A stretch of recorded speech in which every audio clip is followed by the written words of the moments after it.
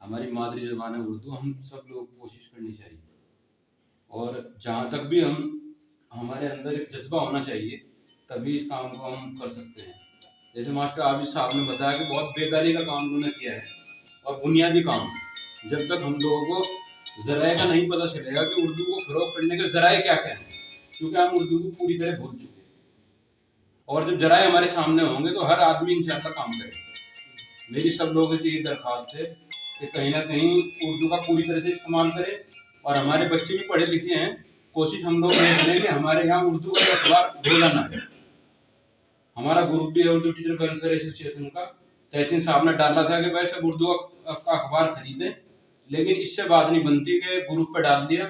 سب لوگ اردو کا اخبار خرید کر کے گروپ پر اس کا فوٹو بھی ڈالیں روزانہ، تو اس سے اوروں کے اندر بھی بیداری پیدا ہو. جب ہمارے یہاں ذرائع ہوگا، اخبار رکھا ہوا ہوگا، تو ظاہر سی بات ہے کوئی نہ کوئی پڑھے گا اسے، اور بچوں کے اندر بھی جذبہ پیدا ہوگا کہ بھائی یہاں اردو کا اخبار ہے. اردو بھی کوئی لینگویج ہے، بہت پیاری لینگویج ہے. جب اس کی طرف آدمی بڑھتا ہے تو اندر بڑھتا ہی چلا جاتا ہے. اس سمندر کی مانند ہے، دماغ کو روشن کرتی ہے. اس لیے میری تمام لوگوں سے یہی درخواست ہے کہ ہم لوگ اردو کی طرف بڑھیں.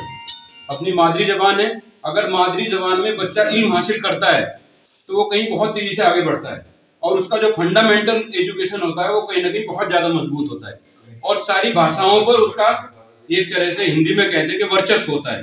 اگر اس کی اردو مستحکم ہے تو اس کا ٹوٹل سب کچھ مستحکم ہے، کیونکہ اردو دماغ کو روشن کرتی ہے. اور اگر ہمیں روشنی میں آنا ہے تو ہمیں اردو کو اختیار کرنا ہوگا.